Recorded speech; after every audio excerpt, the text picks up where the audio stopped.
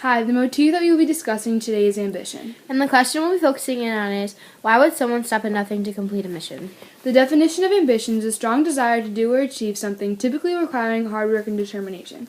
We both believe that if you have the ambition to do something, you will stop at nothing to complete it. To support our theory, we'll be using the book Shoeless Joe by W.P. Kinsella. It's about a man, Ray Kinsella, who goes on a journey after hearing a voice to build a baseball field in his cornfield. He travels from Iowa to New Hampshire and back and comes across different people or players that deserve a second chance and this field can give it to them. Most of the people are dead and you can only see the field if you believe in it, so this expedition seems a little ridiculous for a man with little to no money. We will be examining the text and showing the way Ray's ambition keeps him going on his journey. For example, on page 19, Shoeless Joe says, "You give us a place to play, and we'll look at your catcher." This quote motivates Ray to finish the field because he wants to see his dad, who is a catcher. Finishing the field requires hard work and determination, which someone would only do if they were ambitious to complete a mission, just as Ray is here.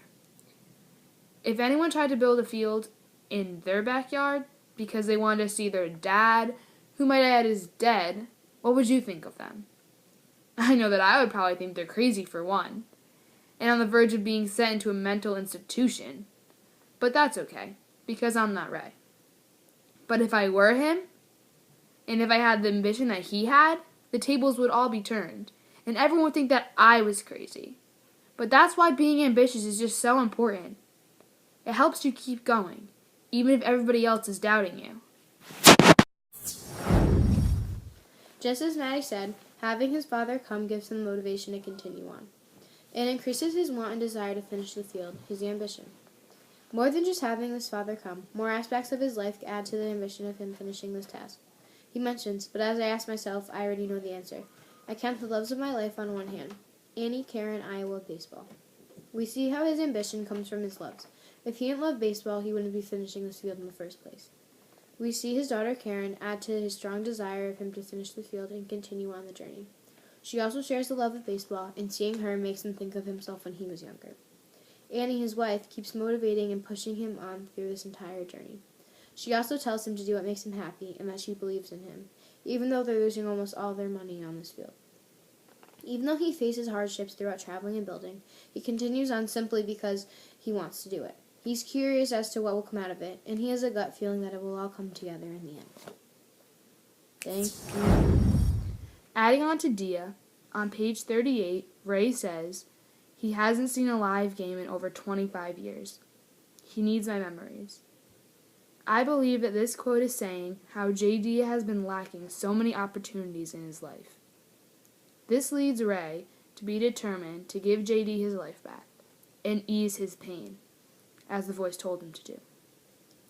He wants to fulfill him with all the opportunity that he has missed. Ray has a strong desire to help J.D. live his life. This shows how Ray's ambition drives him to help J.D. It was definitely a hard job to do, because J.D. wasn't much of a talker and didn't really fit into the rest of the crowd. But that didn't stop him. Throughout the book, J.D. started talking more. He started to live his life like he would have if he wasn't in solitary for over 20 years. Ray finally completes that mission because of the ambition he had had from the start. J.D.'s pain was finally eased. Getting J.D. was one of the hardest things that Ray had to do throughout the whole entire book. He goes without notifying him or even knowing him for that matter. How would he even know if he wanted to come?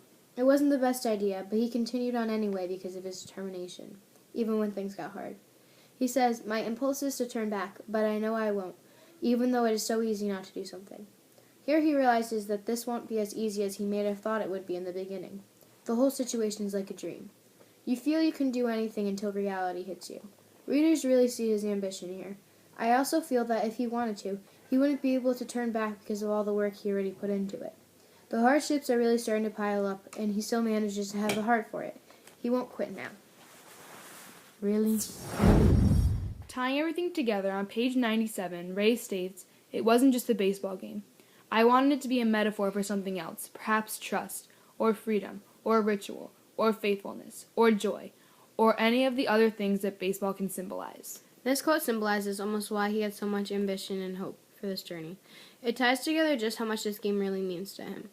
He was using it as a metaphor for following his dreams because, let's face it, working on a farm every day of your life isn't the most exciting thing in the world. He wanted to be different or special, so he put his whole heart into it because he had so much hope that it would work. Adding on to what Dia said about how he wanted the farm to be different or special, I feel like he created the baseball field not only because of the voice, but because of the fact that he strived to be different. He strived and worked, and that ambition to be different helped him keep going throughout the whole mission.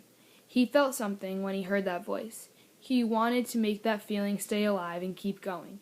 He never wanted that magic to die, and he was going to do whatever it takes to keep it alive. Thanks for watching! Have a nice day.